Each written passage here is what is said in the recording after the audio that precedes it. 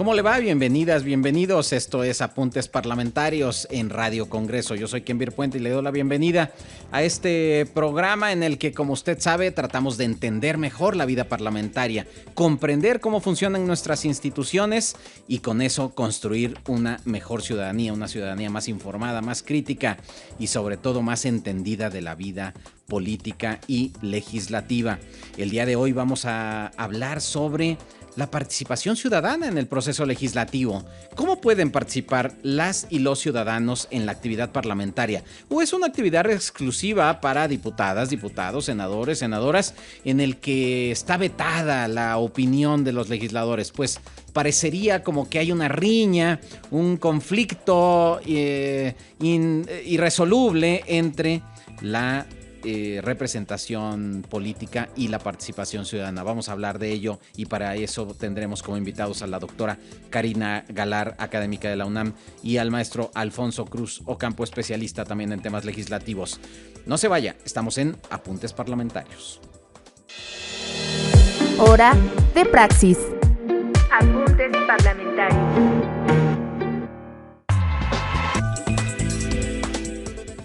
Cuando elegimos a nuestros representantes, por lo regular se nos presenta esta duda de ¿y después de que los elegimos qué pasa? Es decir, somos ciudadanos solo el día de las elecciones y ahí cumplimos con nuestra tarea. Ya podemos decir, nos vemos hasta la siguiente elección, nos vemos en 3 años, nos vemos en 6 años. ¿Qué es lo que debo de hacer como ciudadano, como ciudadana? ¿Y qué posibilidades tengo de tener incidencia en la actividad legislativa, particularmente cuando votamos por nuestras representantes en el ámbito parlamentario? Para hablar de ese tema, esta mañana en Apuntes Parlamentarios tenemos como invitada a la doctora Karina Galar, quien es doctora en Ciencias Políticas y Sociales por la UNAM, maestra en Gobierno de Asuntos Legislativos y además es académica de la Universidad Nacional Autónoma de México. Bienvenida, doctora Karina Galar. Muchas gracias, Kenvir, por esta invitación y bueno, pues un gusto estar con ustedes. El honor es nuestro, querida doctora, como es nuestro también el honor de tener como invitado el día de hoy al maestro Alfonso Cruz Ocampo, quien además de ser un distinguido abogado especialista en temas legislativos, tiene una amplia experiencia en las tareas legislativas. Ha sido secretario, actualmente es secretario técnico de la Comisión de Ciencia, Tecnología e Innovación de la Cámara de Diputados, pero ha sido también jefe de oficina de la Presidencia de la Cámara de Diputados, secretario técnico de la Comisión de Radio y Televisión de la Cámara de Diputados, así como secretario técnico de la Comisión de Transparencia y Combate a la Corrupción en el Congreso del Estado de México. Bienvenido, doctor, maestro, y además es también académico de la UNAM. Un gusto, estimado Kenvir, gracias por la invitación, saludos a tu auditorio y un honor también compartir con la doctora Karina este espacio. A ver, la discusión inicial que les planteaba yo, yo voto, digamos, pareciera, incluso las ciencias sociales durante mucho tiempo pensaban que la participación ciudadana se operacionalizaba a través del voto y punto, ahí se acababa la participación de la ciudadanía. Incluso en el modelo de representación política, pues uno elige a sus representantes y son los representantes los que toman las decisiones, son las autoridades electas las que toman las decisiones. Pero entonces eso parecería como que nos deja a nosotros, a la ciudadanía, pues como ciudadanos de ocasión, ¿no? Es decir, nada más del día de las elecciones. Y esto pues se ha transformado. ¿Qué tanto se ha transformado esto desde esta vieja idea de ciudadanía? ¿Y qué tanto hemos logrado incorporar hoy en día una nueva idea de participación ciudadana? Doctora Karina Galar. Bueno, Kenvir, yo creo que sí ha habido un cambio importante en las últimas décadas, ¿no? De hecho, si lo pensamos desde el proceso de transición democrática, bueno, pues ciertamente va a ser un proceso que se lleva a cabo desde las élites, pero que también la ciudadanía va haciendo presión, ¿no? Entonces, si pensamos entre los 80s para acá, ¿no? Si lo vemos como en este proceso desde el 77, ¿no? Que inicia la transición democrática y demás, bueno, ha habido una concientización de la ciudadanía. Sin embargo, yo sigo observando que hay como una desafección, un desconocimiento incluso, ¿no? De cómo participar entre precisamente periodos electorales, ¿no? Hay como esa distancia que a veces se puede pensar en desinterés, pero por el otro lado también en falta de conocimiento y falta de hábito, ¿no? De estar pendientes de la rendición de cuentas, de pues saber que el ciudadano tiene el derecho a ser escuchado entre periodos electorales y demás, ¿no? Entonces, sí vamos avanzando, creo yo que de una manera importante. Sin embargo, sí creo que hay muchísimo camino todavía por recorrer, ¿no? Es decir, durante algún tiempo incluso se acuñó el término de ciudadanía de baja intensidad, es decir, teníamos unos ciudadanos, unas ciudadanas que pues lo que hacían era justamente participar en las elecciones, pero tú, doctora Karina Galar, mencionabas, bueno, la transición a la democracia, eso sin duda abre la puerta a distintas formas de participación, porque antes de esos años, pues realmente sí teníamos elecciones, pues las elecciones no eran competidas, no eran justas, no eran libres, no había realmente competencia electoral, no se desafiaba la hegemonía del partido dominante, y esto empieza a cambiar y cambia de la mano con nuevas formas de participación ciudadana, en donde ya no nada más el voto cuenta ahora sí efectivamente, sino que se empiezan a transformar las formas de vincular a la ciudadanía con la sociedad. ¿Cómo lo ves también, maestro Alfonso Cruz? Coincido plenamente con lo que ha señalado la doctora Galar respecto a esta evolución que se ha tenido en la forma de participación, tomando en consideración esta participación como la posibilidad que tienen los ciudadanos de hacerse, digamos, de las decisiones, de información, de juego dentro de lo que es el ágora, ¿no? Anteriormente, pues obviamente lo vemos dentro de lo que son los anales históricos, pues era una ciudadanía, como comentas, de ocasión hasta cierto punto, hasta de interdicción, ¿no? Estaba sujeta a toda la potestad del Estado, con ese arcana imperi, con esa secrecía de la acción de gobierno. Sin embargo, a partir de la transición democrática se va liberalizando y justo aquí recuerdo a Giovanni Sartori dentro de su teoría de la democracia, que nos habla de que la democracia se puede estar entendiendo como un estilo de vida, como una forma de gobierno, como un ideal límite, ¿no? Y en esa forma de gobierno es donde ha habido grandes transformaciones, hilvanando justo con el cambio de paradigma hacia la gobernanza, en la que las mexicanas y los mexicanos podemos participar activamente con orden a través de diferentes mecanismos que se ponen a consideración, ¿no? O a disposición del pueblo para justo ser partícipe de las grandes decisiones que se toman en la vida política del país. Decían unos clásicos del estudio de la cultura política que en México existía una especie de cultura parroquial, ¿no? En el que... O de súbdito. ¿No? En el que no teníamos todavía, es decir, no había una cultura democrática, ¿no? Yo todavía tengo mis dudas sobre si realmente hemos construido una cultura democrática o qué tanto hemos logrado construir una cultura democrática, en la medida en que si vemos, por ejemplo, los resultados de los más recientes Latinobarómetro, por mencionar alguno, o cualquier otra encuesta, no solo la de Latinobarómetro, vamos a encontrarnos solo que hay amplia desconfianza hacia las instituciones, sino rechazo al quehacer político, a la política, y en particular a los representantes, ¿no? Entonces, ¿qué tanto realmente el contexto democrático ha abonado a tener una ciudadanía más interesada en los asuntos públicos? Porque me parece que la respuesta no es tan contundente, ¿no, doctora Galar? Ajá. De hecho, hoy precisamente en la mañana revisaba el Latinobarómetro, ¿no? Y justo cuando el maestro Alfonso hablaba, pensaba en estas categorías, ¿no? que dan Almond y Verba sobre la cultura política, y entre cultura parroquial, cultura de súbdito y cultura cívica, ¿no? Y que bueno, finalmente la categoría que las diferencia es precisamente el interés que tiene el ciudadano por involucrarse en asuntos de interés nacional o interés público, ¿sí? Yo creo que sí, durante el siglo pasado nos debatíamos entre la cultura parroquial y la cultura de súbdito, ¿no? En la cual pues el ciudadano no se sentía con la fuerza o con la posibilidad de poder incidir en la toma de decisiones. Pero dar el brinco hacia la cultura cívica, yo creo que todavía estamos distantes, ¿no? Si pensamos precisamente en estos números del Latinobarómetro, bueno, pues justo yo los revisaba en la mañana, ¿no? Y entonces, bueno, pues para para el informe 2022, bueno, pues México tiene solo un 35% de la población apoya la democracia, por ejemplo, ¿no? Frente a... ¿Cuánto dijiste? 35%. 35%. Sí, cuando este número en 2020 estaba en 43%, ¿sí? Al 28% le da lo mismo la democracia, ¿sí? Y el 33% dice que incluso el gobierno autoritario puede ser preferible. Entonces, la verdad es que son cifras preocupantes, ¿no?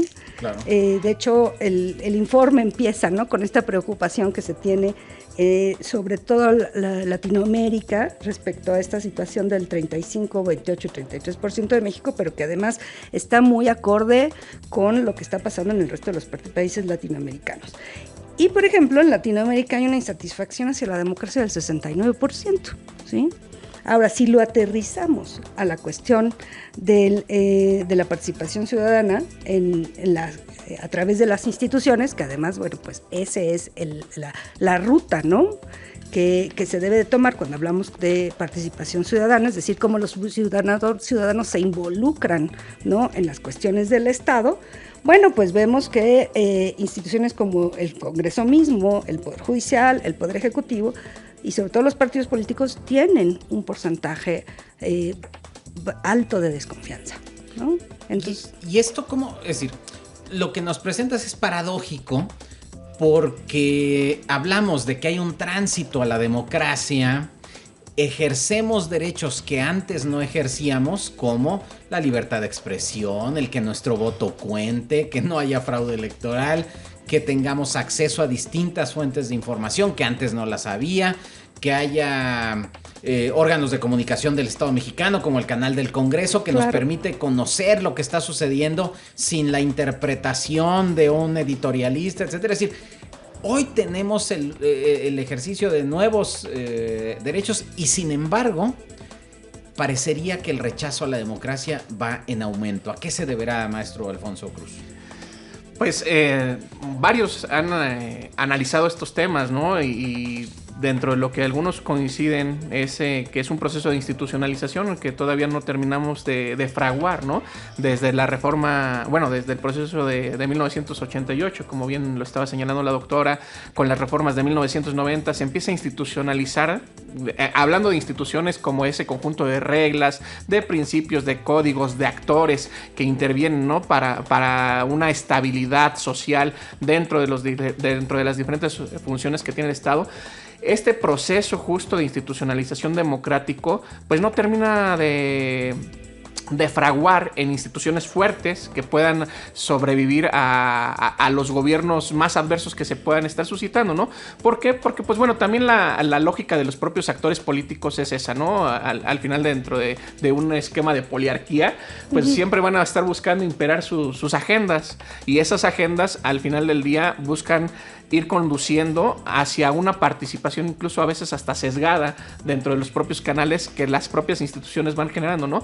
Creo que es un fenómeno multidimensional, pero ese fenómeno también se debe de ir nutriendo con una participación genuina de las inquietudes, las expectativas, los intereses, por más básicos que se pudieran entender, que tengan todas las ciudadanas y ciudadanos, y solamente con base en esa participación se puede ir empoderando justo esta esfera de accionar. Ahora, también las instituciones tienen parte de responsabilidad, es decir, en el tema de que en ocasiones no han facilitado la conexión entre los ciudadanos y la actividad, en este caso legislativa, es decir, no se han hecho esfuerzos suficientes para involucrar a la ciudadanía en la actividad parlamentaria.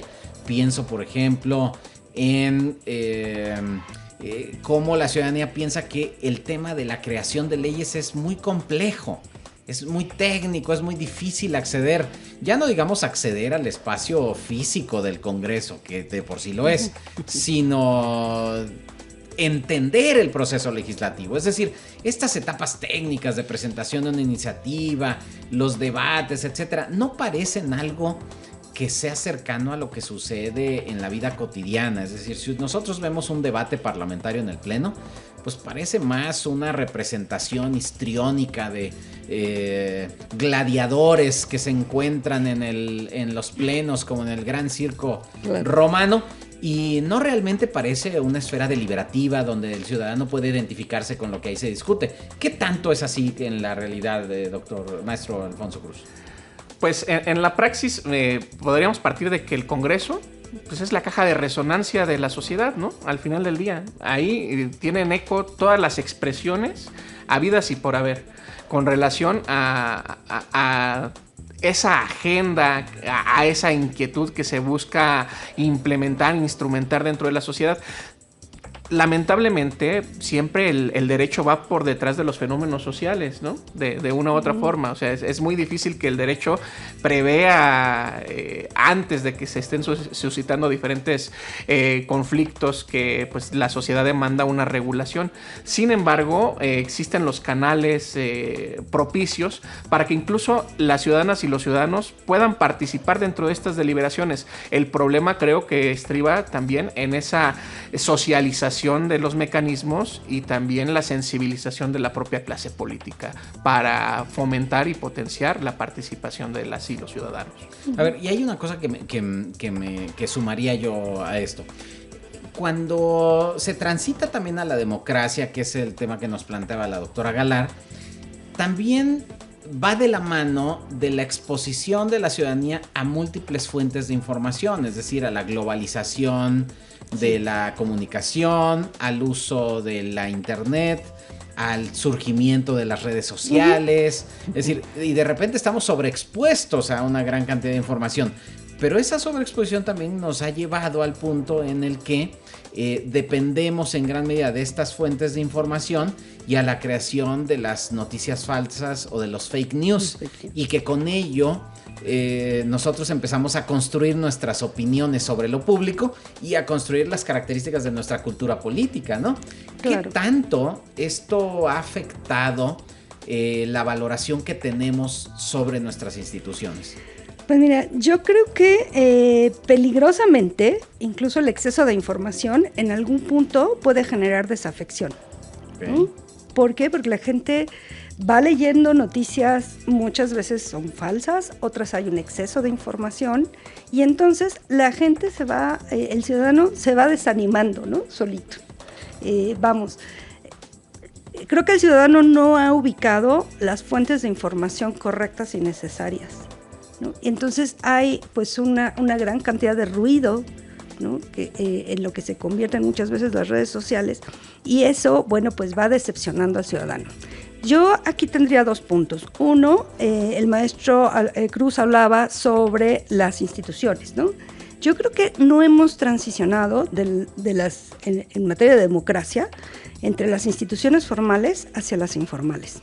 Y entonces, en materia de valores y prácticas ciudadanas, todavía estamos lejos, ¿no? Entonces, a lo mejor sí, ya tenemos las normas y las instituciones formales como el Congreso y el Ejecutivo, y se van haciendo pues esta reforma política tan importante que tuvimos y demás, pero a nivel de cancha, a nivel de calle, ¿no? El ciudadano pues no ha hecho ese hábito por las prácticas democráticas. Ahora, y la polarización política también contribuye a que el ciudadano se aleje, ¿no? Es decir, no, ahí las cosas están claro, están al rojo vivo, yo mejor me hago a un lado porque yo no formo parte de esa disputa, es decir, yo no me identifico dentro de esa disputa, y eso aleja la participación ciudadana de los procesos legislativos. Sí, pues es todo un proceso cultural, ¿no? Porque tenemos que ir transitando. De hecho, también, por ejemplo, quien se dedica a la política, para los ciudadanos de a pie, pues no lo bajan de argüendero, ¿no? Incluso cuando en realidad la política pues es la parte, ¿no? Nodal que le da dirección a la vida de una ciudad, y con esto pues se van tomando decisiones certeras para hacia dónde se va construyendo un porvenir posible. Quisiera hilvanar un poco el tema que comentaba el doctor Kember y la doctora Karina, de la infoxicación, ¿no? Esta infoxicación, y en una época, como decía Sigmund Bauman, de modernidad líquida, pues se presta justo a una guerra de narrativas, una guerra de narrativas que al final del día no trasciende el que se apegue a la verdad, sino el que tiene mejores medios de comunicación, ¿no? de su verdad o de su agenda que intenta apuntalar. Sí. Y creo que eso también impacta bastante en la forma en que los ciudadanos se van relacionando con la clase política y la toma de decisiones. Sí, y desalientan, ¿no? Claro. A final de cuentas, al ciudadano. Claro, y hay un asunto que me parece de lo más preocupante. Lo platicábamos en estos micrófonos hace algunas semanas con el diputado Gerardo Fernández Noroña, en donde yo le preguntaba por qué ahora muchos diputados, en lugar de establecer una buena o cercana conexión con sus representados, lo que buscan es viralizarse, convertirse en influencers de las redes, más que en tejer relaciones sólidas con la ciudadanía. Y ese es un fenómeno de los parlamentos contemporáneos que están influidos también por estas nuevas formas de comunicación política. Bueno, vamos a ir a una pausa, pero cuando regresemos les quiero preguntar sobre las experiencias, que nos puedan platicar sobre estas distintas experiencias que ustedes han tenido en el ámbito legislativo, y también cómo es visto este fenómeno desde la academia, de los obstáculos a los que se enfrenta el ciudadano, la ciudadana, para poder participar en los procesos legislativos. No le cambie. Estamos en Apuntes Parlamentarios hablando de participación ciudadana en el proceso legislativo con la doctora Karina Galar y el maestro Alfonso Cruz Ocampo. No se vaya. Regresamos a Apuntes Parlamentarios. Estamos hablando sobre la participación ciudadana en el proceso legislativo, y para hablar de ese tema hemos invitado a la doctora Karina Galar Martínez, doctora en Ciencias Políticas y Sociales de la UNAM, maestra en Gobierno de Asuntos Públicos y académica de la Universidad Nacional Autónoma de México. También hemos invitado al maestro Alfonso Cruz, con amplia experiencia legislativa, abogado, maestro en Derecho Electoral y secretario técnico de la Comisión de Ciencia, Tecnología e Innovación de la Cámara de Diputados, donde además puede platicarnos de su experiencia en distintos esfuerzos que él ha impulsado para la participación de la ciudadanía en procesos legislativos. Nos íbamos al corte y yo les preguntaba cuáles son los obstáculos a los que se enfrenta la ciudadanía para participar, y les quería plantear uno que me parece que es relevante, que es el de los recursos limitados. Por ejemplo, participar en las actividades políticas, en los procesos legislativos, pues requiere de recursos que muy poca gente tiene. Ya no digamos venir a la Ciudad de México, no, pensemos tan solo en tiempo, habilidades, recursos en general, que no todos los ciudadanos pueden permitirse, o que no todos los ciudadanos pueden comprender sobre la complejidad de un proceso legislativo. Y quienes sí lo pueden hacer son aquellos que por lo regular tienen ya los recursos suficientes para dedicarle tiempo. No todos podemos dedicarle un día a ir a un foro, al Congreso, porque pues tenemos que trabajar y tenemos que llevar el alimento a nuestras casas, ¿no? Claro.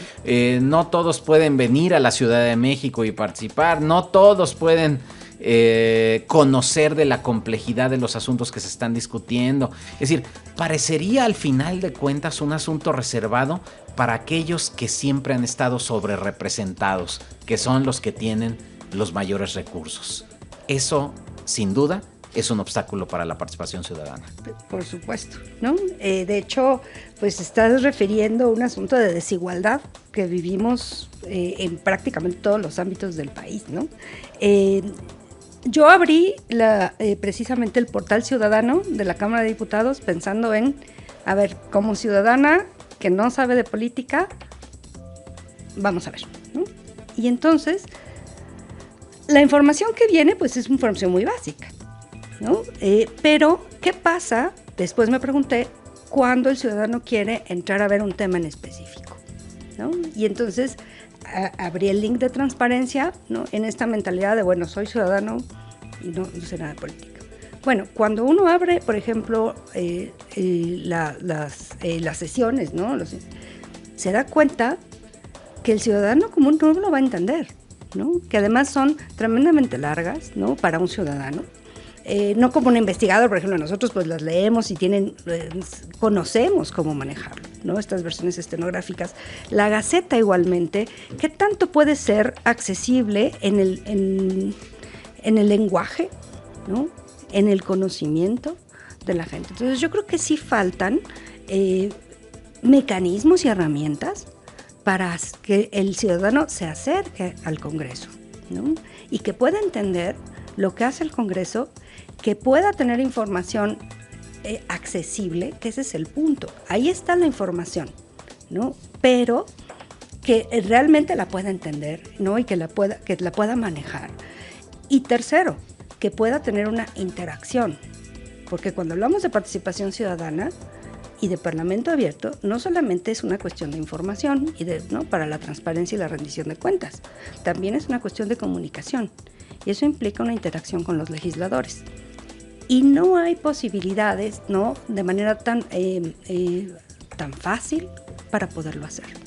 Claro, y este tipo de obstáculos son aquellos que ha intentado atajar también la Cámara de Diputados, la Cámara de Senadores, desde distintas trincheras y con distintos niveles de éxito. Yo le quería preguntar al maestro Alfonso Cruz, ¿cómo ha sido tu experiencia desde el ámbito de la vida parlamentaria, la vida legislativa? Te has sido secretario técnico en varias comisiones de la Cámara de Diputados y también jefe de la oficina de la presidencia de la Cámara de Diputados. ¿Cómo se ha tratado de atajar esto y cómo se ha ido construyendo nuevos puentes de enlace con la ciudadanía? Pues es muy interesante el tema y quisiera hilvanarlo con lo que comentaba la doctora Galar, porque la desigualdad en muchas ocasiones genera también desequilibrios. Y esos desequilibrios en el momento de legislar también traen consigo consecuencias. La búsqueda de la participación efectiva de las ciudadanas y los ciudadanos en los procesos deliberativos es fundamental para que esos desequilibrios sean menos y que al final de cuentas se pueda tener una buena producción legislativa. En concreto, en las experiencias que un servidor ha tenido, pues se ha buscado fomentar a través de foros de Parlamento Abierto, que desde 2020 se tienen los lineamientos, ¿no? de la anterior legislatura, la 64ª legislatura, donde el doctor Kember fue un artífice de este gran esfuerzo de Parlamento Abierto. Pues ya hay por lo menos algunos parámetros mínimos que hay que seguir para justo no se vea como un fenómeno clientelar el hecho de estar convocando a nuestras huestes y que estén legitimando la posición que tenemos con relación a una iniciativa, sino que por el contrario se pueda estar abriendo en un ejercicio más horizontal, donde sea un ejercicio multiactor, y en ese propio ejercicio, a través del diálogo, el disenso y el consenso, se pueda moldear hasta cierto punto algunas disposiciones o porciones normativas que quizás puedan estar generando ruido dentro de algunos proyectos, ¿no? Han habido casos emblemáticos dentro de la actual legislatura, como la reforma energética, la reforma electoral.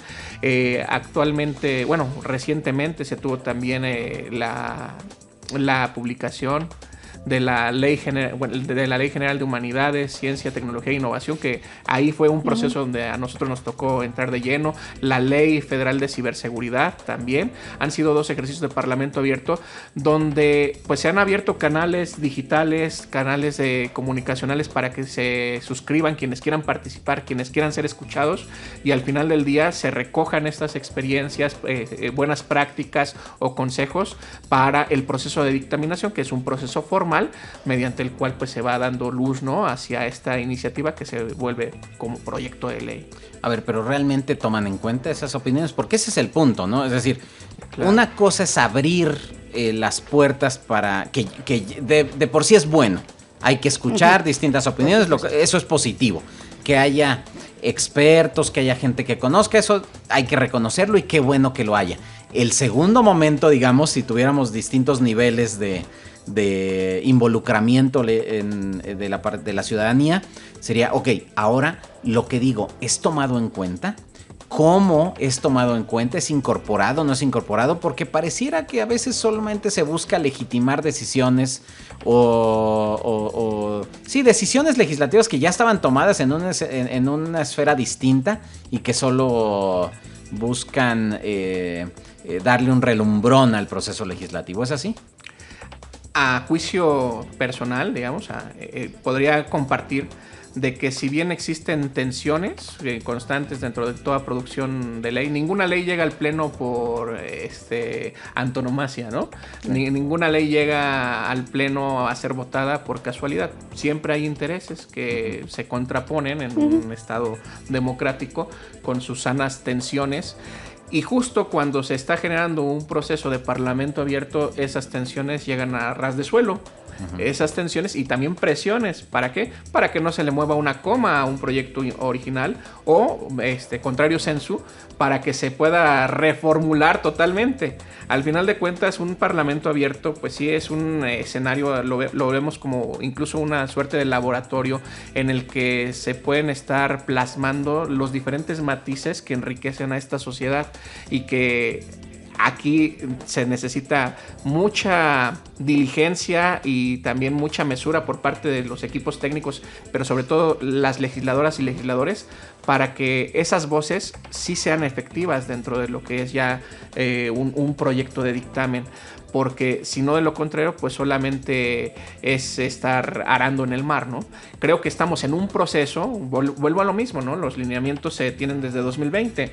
Estamos hablando que ni siquiera hemos llegado a los 5 años, ¿no? Apenas 3 años, y que pues están en ese proceso incipiente en el que se puedan hacer operativamente efectivos, y que creo que aquí la opinión pública es lo que también sienta las bases, ¿no? Porque ya la opinión pública es lo que pesa más a la clase política. Y aquí podrá ser premiada o sancionada de acuerdo también a cómo haya participado dentro de la elaboración de estas leyes en la escucha activa de esta sociedad que se manifiesta, ¿no? Y hablo de una sociedad en lo más plural de la palabra, porque son actores, iniciativa privada, sociedad civil organizada, cuerpos de investigadores, académicos y lo que ustedes gusten, pero que al final de cuentas es importante escuchar para enriquecer justo un proyecto legislativo de alta calidad. Sí, claro. No, o si pensamos en hace 25 años y hablar de parlamento abierto era imposible, ¿no? Era no existía ni como término, ¿no? Si siquiera pensar en que la gente fuera escuchada, el ciudadano fuera escuchado en el Congreso, era inimaginable, ¿no? Entonces, desde ahí estamos hablando de un avance. Eso es definitivo, ¿no? Ahora, también el acceso a la información que tenemos al día de hoy también es un avance.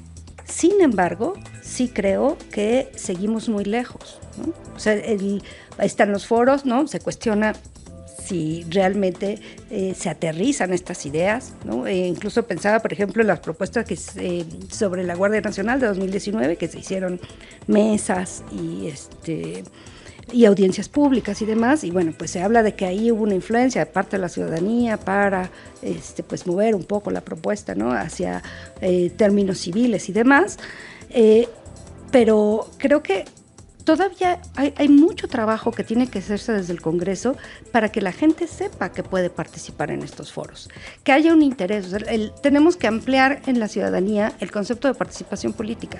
No solamente es el voto o la participación política a través de marchas y actos públicos, ¿no? Que sepan que hay una participación política de tipo social que es a través de un parlamento abierto, por ejemplo, ¿no? Y de una serie de mecanismos que sí se están haciendo, pero que quizá no están teniendo la resonancia suficiente dentro de la ciudadanía y que por eso la desconfianza sigue creciendo, ¿no? Claro, le has dado el clavo porque pareciera que la ciudadanía no ha incorporado para sí el amplio repertorio de mecanismos de participación que tiene a su alcance. Exacto. Y creo que tiene que ver también con la historia institucional del Congreso. Si ustedes recuerdan, hace muchos años, bueno, sigue creo existiendo formalmente el Comité de Gestoría y Quejas, así llamado, es decir, la función era atender las quejas que llegaran sobre el desempeño de autoridades o lo que sea. y también de la gestoría. Y de hecho la tradición en el Congreso ha sido que los legisladores también son gestores, ¿no? Y entonces lo que hacen es recibir a gente que va a verlos, pero no para saber cómo votaron o para plantearles algún asunto de relevancia o para que legislen sobre cierto tema, sino para que sean intermediarios de un trámite en el gobierno, de una promoción laboral, de una beca, de un medicamento, es decir, que hagan lo que se denomina en el ámbito parlamentario como la gestoría, ¿no? Y entonces incluso los grupos parlamentarios tienen sistemas de gestoría, enlaces de gestoría en las dependencias, etcétera, y se hace cada vez más complejo. Pero esta visión de la gestoría, creo yo, es todavía una visión de la cultura política autoritaria, es decir, una relación clientelar, ¿no? Es decir, el ciudadano es visto como un cliente, solamente como alguien que va a votar, pero no tiene más derechos que el del voto. Y yo creo que este es el resultado que hemos ido acumulando a lo largo de décadas. Por eso, cuando dicen, oye, Parlamento abierto, no, yo lo que quiero es que me den una beca, lo que me quiero que me den es una despensa, lo que me quiero que me den, ¿sí? Es decir, puede ser que esa sea la forma en la que hemos construido nuestra relación con nuestros representantes. Claro, ¿no? E incluso estamos viendo el problema del ciudadano hacia la institución, pero nunca cuestionamos qué pasa con el ciudadano, porque el ciudadano no se interesa, ¿no? O sea, en realidad, pues yo sé que se hacen esfuerzos muy importantes dentro del Congreso, ¿no? Para mantener ese interés, para lograr un diálogo, una interacción, pero tampoco es que exista este gran interés del ciudadano. Exacto. ¿Cuáles son las bases, ¿no?, con las que se va cimentando esa relación de representante popular con su elector o su ciudadano? Y justo es ese, ¿no?, la relación clientelar que tiene desviaciones, tiene perversiones per se, y que en consecuencia, pues al final de cuentas siempre queda como un estado de subordinación o con relación a una relación inequitativa, digamos, ¿no? En el accionar. Y con esto, pues bueno, al final del día también podríamos preguntarnos, ¿no?, ¿dónde queda el ciudadano ilustrado del que nos hablaba Norberto Bobbio? ¿Hasta dónde se va involucrando el ciudadano? Pues es en la medida que también el político va abriendo esa vitrina, ¿no?, y lo hace partícipe. Por ejemplo, en el artículo 71, fracción quinta de la Constitución Política de los Estados Unidos Mexicanos, pues está la posibilidad, ¿no?, de la iniciativa legislativa para que el ciudadano participara de manera activa. Pero, oh sorpresa, ¿no?, ¿qué es lo que le piden de requisito? Pues que se cumpla con el 0.13% de la lista nominal.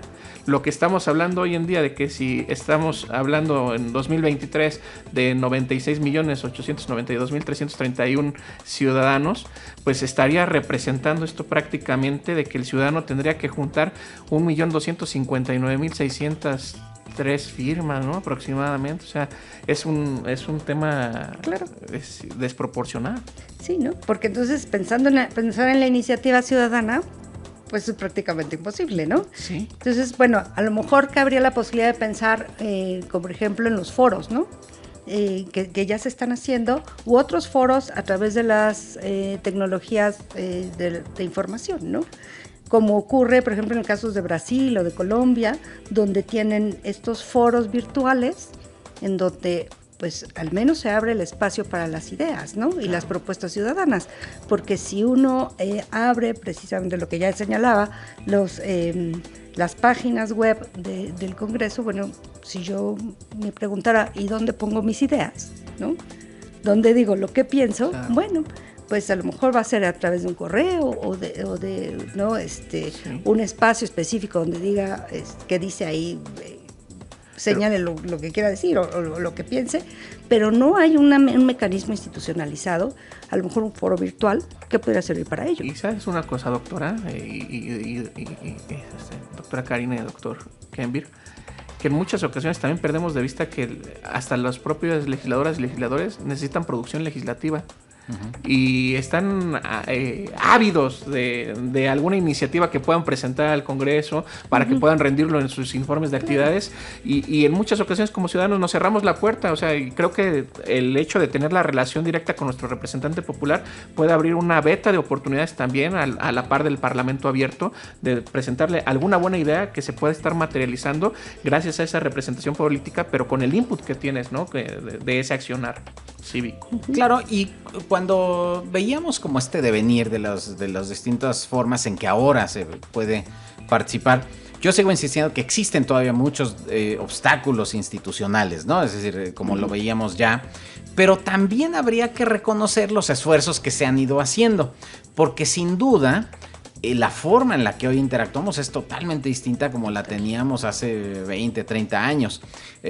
Por ejemplo, en 1994, en la 56ª legislatura, se creó la Comisión de Participación Ciudadana de la Cámara de Diputados con el objetivo de crear una ley general de asociaciones civiles o de sociedades, digamos, de organizaciones de la sociedad civil, lo que en ese momento se denominaban. Entonces, hicieron muchos foros de consulta, recibieron opiniones de expertos y de organizaciones de la sociedad, y fue muy fructífico. Al final sí se terminó legislando años más tarde, pero digamos fue un primer esfuerzo de construir lo que hoy se denomina como foros de parlamento abierto, que bueno, tendríamos que tener otro programa para diferenciar entre lo que es el Parlamento Abierto de lo que se conoce aquí como Parlamento Abierto, pero no importa. Es decir, para el caso hay foros de expresión ciudadana donde se reciben las inquietudes. Quizá lo que dicen ambos ustedes y que yo concuerdo es lo que falta es institucionalizar esos mecanismos, de que la ciudadanía tenga la certeza de que no importa en qué momento va a ser escuchado, y no solo va a ser escuchado, va a tener una respuesta.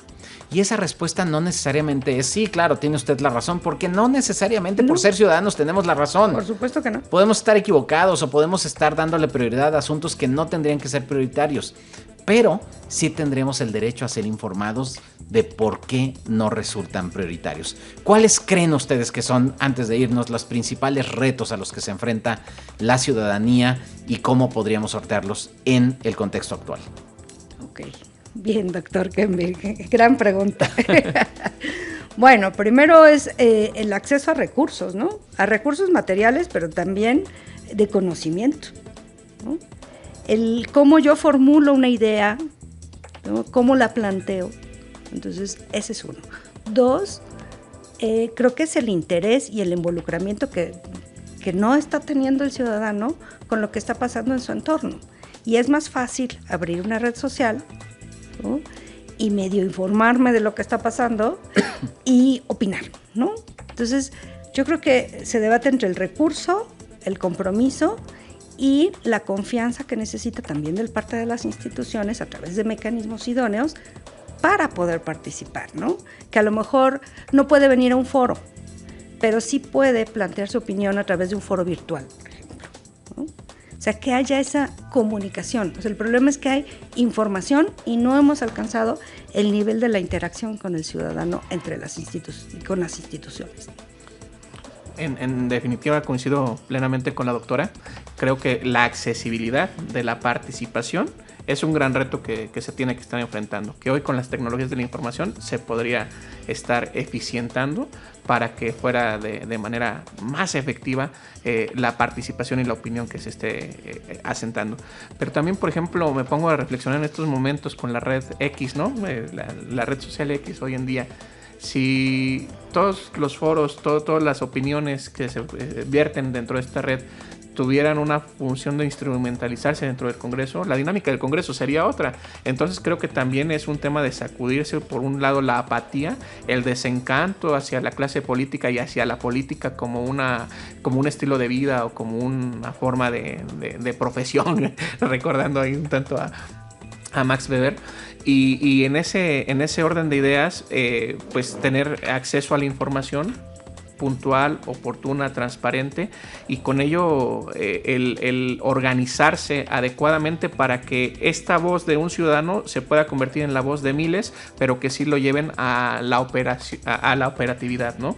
Operacionalmente, que se pueda materializar en instrumentos que beneficien no solamente a ese grupo, sino a toda la sociedad.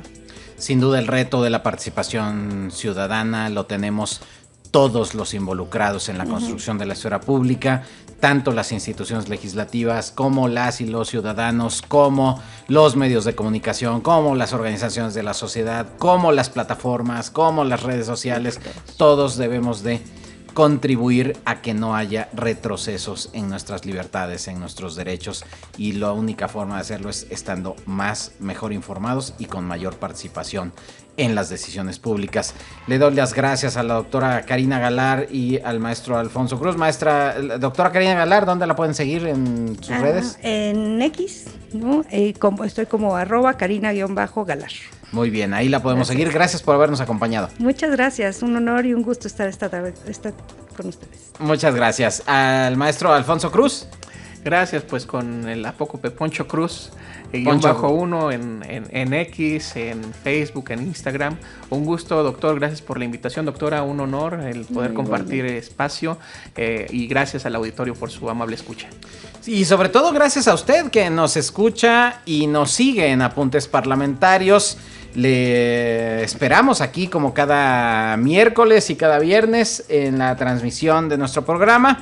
Le doy las gracias también a la producción encabezada por Lulú Ruiz, en la operación a Cassandra Guzmán, en el servicio social Ajax García. Yo soy Kenvir Puente y nos vemos la próxima.